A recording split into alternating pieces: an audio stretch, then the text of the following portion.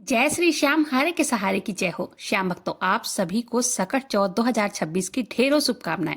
आज की वीडियो में मैं बात करने वाली हूं सकट चौथ के बारे में। सकट चौथ का व्रत किस दिन किया जाएगा, 6 जनवरी या 7 जनवरी। साथ ही जानेंगे धार्मिक महत्व, पूजा शुभ मुहूर्त कब है, पूजा विधि, सकट चौथ का महा उपाय।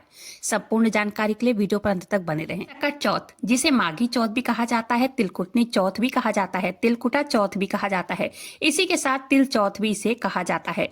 ये सकट चौथ बहुत महत्वपूर्ण होती है। इसका व्रत संतान की लंबी आयु के लिए किया जाता है और संतान की सुख समृद्धि के लिए भी बहुत ही महत्वपूर्ण माना जाता है। ये व्रत माघ मास की कृष्ण पक्ष की चतुर्दशी तिथि को मनाए जाने वाले इस व्रत को माताएं अपने बच्चों की लंबी आयु के लिए रखती हैं। इस व्रत में सकट माता, भगवान गणेश और चंद्रदेव की पूजा आराधना की जाती है। सकट चौथ का व्रत अत्यंत ही पुण्य और फलदायी माना गया है। हिंदू धर्म में सकट चौथ व्रत करने से संतान की लंबी उम्र होती है। हिंदू धर्म में महिलाएं सकट चौथ व्रत को संतान की तरक्की के लिए पूरे विधि विधान से करती हैं। माघ मास की कृष्ण पक्ष की चतुर्दशी तिथि को शुरुआत जो है वो 6 जनवरी को सुबह 8:01 पर हो रही है। इसी के साथ इस तिथि का समापन 7 जनवरी को सुबह 6:52 पर हो रहा है। ठीक है, ऐसे में सकट चौथ का व्रत 6 जनवरी के दिन ही मंगलवार के दिन रखा जाएगा। सकट चौथ की पूजा विधि। सकट चौथ का व्रत रखने से इस दिन स्नान आदि करना चाहिए। सकट माता, भगवान गणेश और चंद्रदेव की विधि विधान से पूजा करनी चाहिए। इस दिन पूजा में तिल गुड़, तिल से बनी हुई मिठाई रखें और चंद्रोदय के समय विधि विधान से पूजा आराधना करें। सकट चौथ का महा उपाय जान लेते हैं। सकट चौथ वाले दिन देखिए, पूजा पाठ के बाद दान का भी बहुत विशेष महत्व माना जाता है। मान्यता के अनुसार सकट चौथ वाले दिन तिल और तिल से बनी हुई मिठाई, लड्डू आदि का दान करना चाहिए। इसके अलावा आप सकट चौथ वाले दिन शुद्ध देसी घी, गुड़, गर्म कपड़े, अन्न, रुपए, पैसे आदि का भी अपने सामर्थ्य के अनुसार दान कर सकते हैं। 6 जनवरी सकट चौथ के दिन 3 शुभ योग बन रहे हैं। सकट चौथ के दिन स्वार्थ सिद्धि योग सुबह 7:15 से लेकर दोपहर 12:17 तक रहेगा। वहीं प्रीति योग सुबह से लेकर रात 8:21 तक रहेगा। इसके बाद से ही आयुष्मान योग बनेगा। सकट चौथ के दिन भद्रा का साया भी है। उस दिन भद्रा 46 मिनट के लिए है।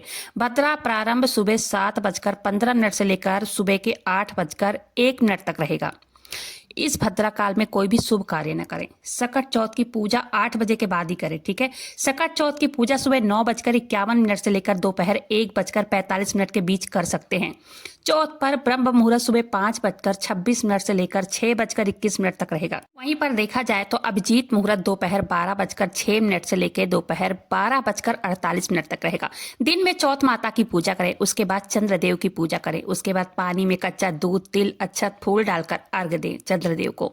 इसके बाद 7 जनवरी सूर्योदय के बाद आप पारण कर सकते हैं। सकट चौथ का व्रत धार्मिक मान्यताओं के अनुसार सकट चौथ का व्रत किसी बहुत ही विधि विधान से रखने पर सकट माता बच्चों पर आने वाली हर परेशानी को टाल देती हैं। यह व्रत सकट माता के साथ गणपति बप्पा भी कृपा अपनी बरसाते हैं बच्चों पर। इस व्रत के पूर्ण प्रभाव से विघ्नहर्ता गणेश जी जो हैं वो संकटों को दूर करके सुख सौभाग्य प्राप्त करवाते हैं। इसी प्रकार सकट चौथ पर चंद्र देवता के दर्शन और विधि विधान से पूजन से हर प्रकार के कष्ट दूर होते हैं, मन को शांति मिलती है। सकट चौथ को तिलकुटा चौथ भी कहा जाता है, तिलकुटा कहा जाता है। सकट चौथ को तिलकुटा इसलिए कहते हैं क्योंकि सकट चौथ वाले दिन तिल का विशेष रूप से भोग लगाया जाता है।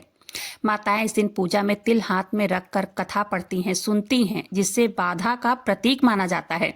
उम्मीद करती हूँ आज की जानकारी पसंद आई होगी। वीडियो पसंद आई हो एक वीडियो को लाइक कर दीजिएगा। अपने ही चैनल मैजिक उपाय को सब्सक्राइब जरूर से कीजिएगा ऐसे ही जानकारी के लिए। कमेंट बॉक्स में एक जयकारा जरूर से लगा दीजिएगा। मिलते हैं फिर ऐसी किसी वीडियो के साथ, तब तक के लिए जय श्री श्याम हरे के सहारे की जय हो, सकट माता की जय हो, गणेश भगवान की जय हो, चंद्र भगवान की जय हो।